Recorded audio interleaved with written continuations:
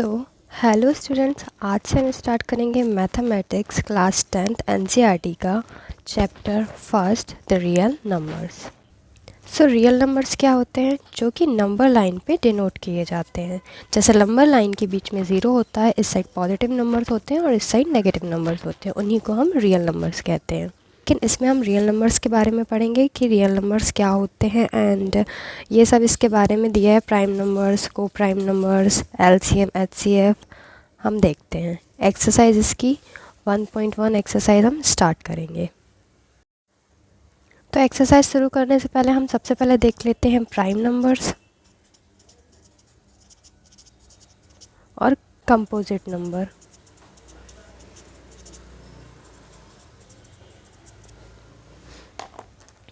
So prime numbers क्या होते हैं?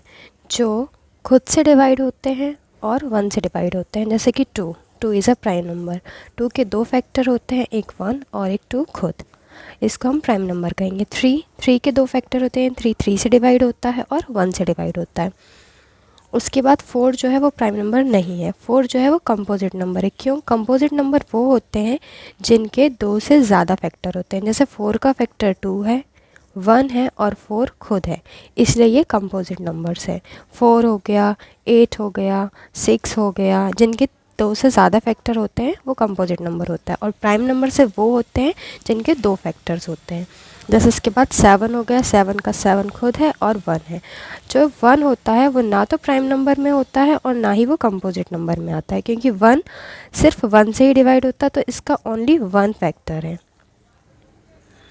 तो ना तो ये प्राइम नंबर्स में आता है और ना ही ये कंपोजिट नंबर में आता है। That's it. अब हम स्टार्ट करेंगे हमारी एक्सरसाइज।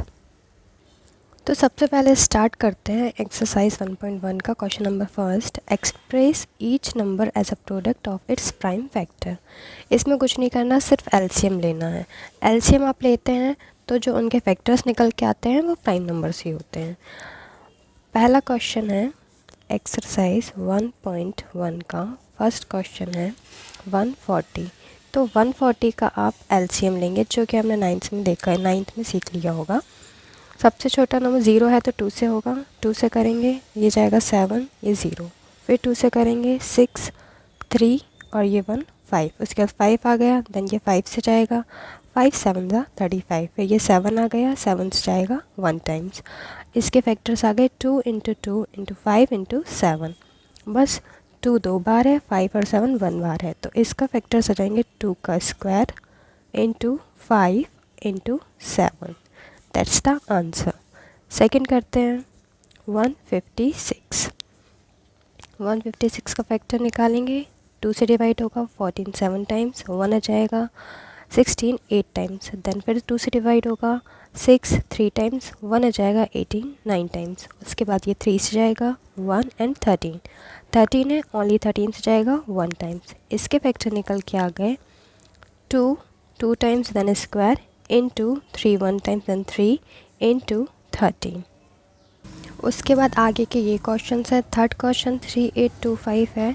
3825 के फैक्टर से पहले हम उसे 3 से डिवाइड करेंगे, देन 1275 आएगा, फिर 3 से डिवाइड करेंगे 425 5, ऐसे करके ये फिफ्थ वाला ये एंड फोर्थ वाला ये एंड फिफ्थ वाला ये। 17 19 23 इसके फैक्टर्स हैं। इसके फैक्टर्स है 5 इंटू 7 इंटू 11 इंटू 13। उसके बाद है हमारा second question. Find the LCM and HCF of the following pairs of integers and verify that LCM into HCF is equals to the product of 2 numbers. हमें ये verify करना है कि एलसीएम और एचसीएफ का प्रोडक्ट 2 नंबर्स के product के बराबर होता है, जो कि फॉर्मूला होता है। कैसे करते हैं देखते हैं। सबसे पहले क्वेश्चन नंबर सेकेंड का फर्स्ट क्वेश्चन लेते हैं 26 एंड 91। पहले 26 और 91 के फैक्टर्स निकालते हैं। तो 26 का क्या हो जाएगा, 2 से होगा, 1 3 13, 2 इंटू 13। उसके बाद 91 है, ये किससे जाएगा, 7 से जाएगा, 7 1 7, उसके बाद बचा 2, 21 3 सा, तो ये 13। इसके फैक्टर्स हो जाएंगे 17 इंटू 13। एलसीएम क्या होगा दोनों का, जो कि आप सब जानते हैं। पहले कॉमन लेते हैं दोनों में से 13, उसके बाद 2 बचा, देन 7 बचा, ये इसका एलसीएम हो जाएगा। और जब हम इनका मल्टीप्लाई करेंगे तो आएगा 182। उसके बाद HCF क्या होगा, हाईएस्ट कॉमन फैक्टर आपको पता ही है 13 जो है इसका हाईएस्ट कॉमन फैक्टर, ये HCF हो गया। अब फॉर्मूला क्या था जो बोल रहे हैं वो कि LCM और HCF का प्रोडक्ट इनटू क्या, मतलब LCM और HCF को जब हम इनटू करेंगे ये किसके इक्वल्स आना चाहिए, product of the two numbers. जो ये टू नंबर्स हमको दिए गए हैं इनके प्रोडक्ट के इक्वल आना चाहिए LCM और HCF। तो देखते हैं, LCM है 182 इंटू HCF है 13 is equals to product of two numbers 26 into 91।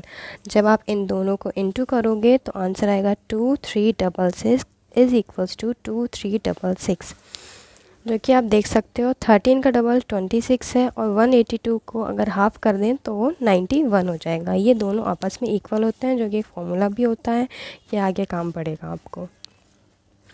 ऐसे ही सोन सारे क्वेश्चंस होंगे। क्वेश्चन नंबर सेकंड है 510 एंड 92। तो 510 के जो फैक्टर्स हैं और 92 के फैक्टर्स हैं, आइए देखते हैं क्या होगा।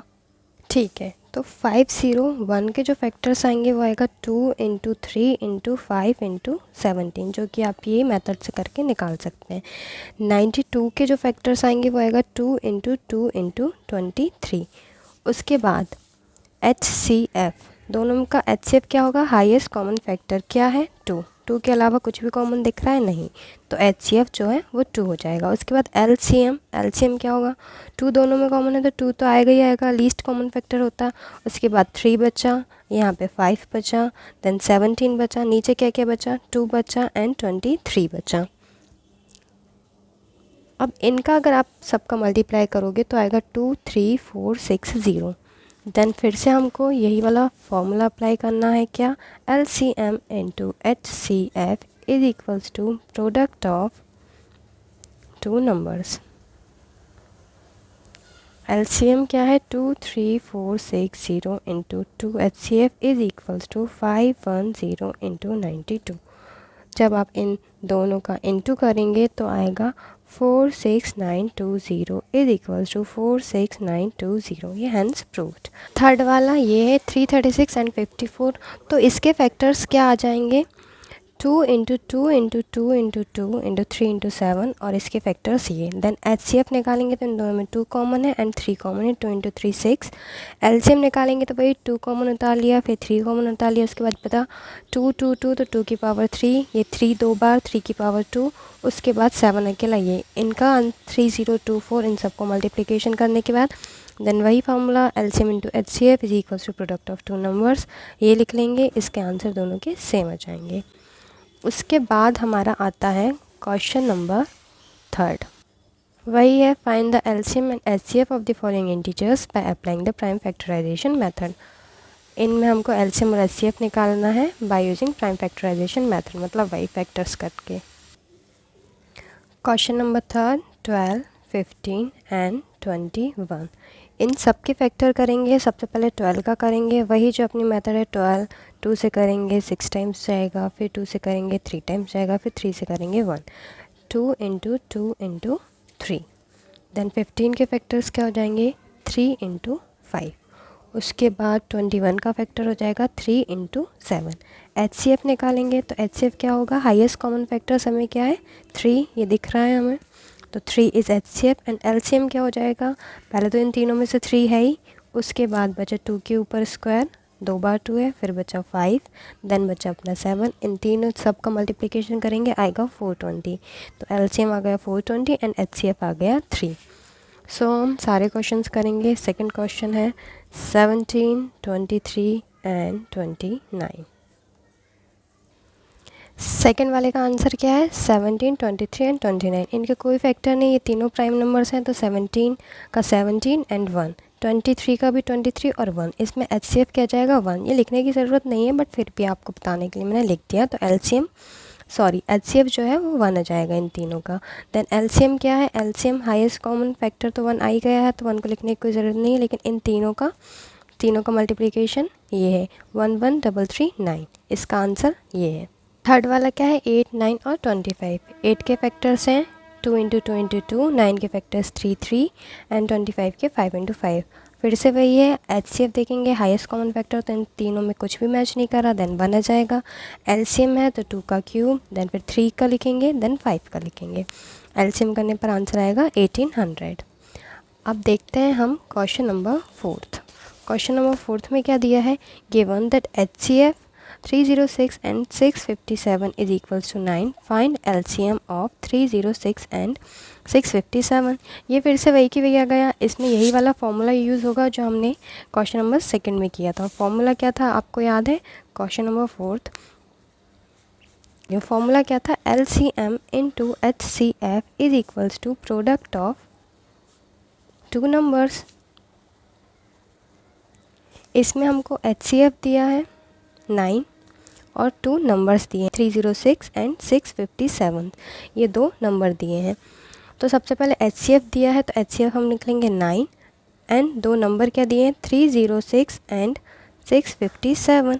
LCM हमको नहीं दिया तो वो हम x मान लेते हैं, देन ये आसानी से हो जाएगा। x इज इक्वल्स टू 9 नीचे चला जाएगा, 306 इंटू 657, 9 जो है वो हमारा नीचे चला जाएगा, ये 9 से कट जाएगा, 3 टाइम्स 27 आता है, 3 टाइम्स फिर बचा कितना 36, 4 टाइम्स।